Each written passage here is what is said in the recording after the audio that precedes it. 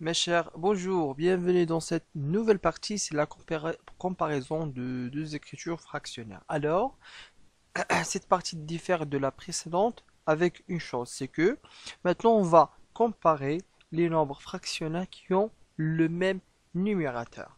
Alors, maintenant on va voir, je vais lancer la règle.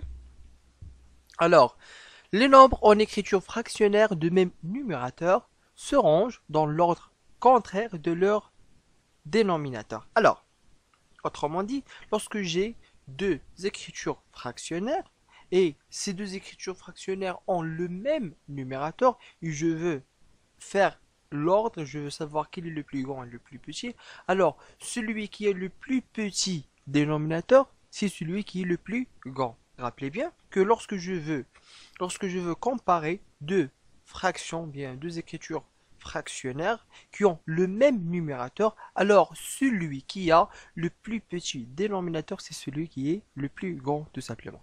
Et voilà, donc on va commencer juste un exemple pour bien expliciter la tâche. Si on veut comparer 13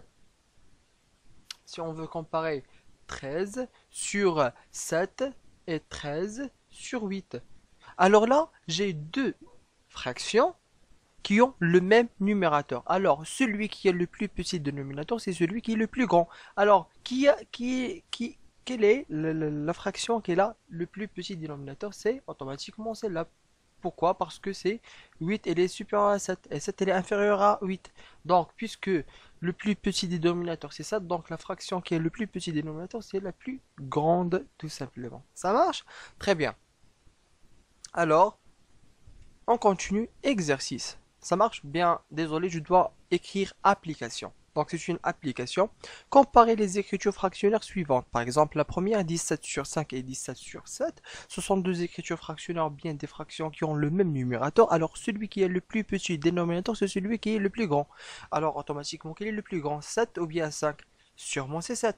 Le plus petit c'est 5. Donc la fraction qui a 5 dans le dénominateur, c'est la fraction la plus grande, tout simplement.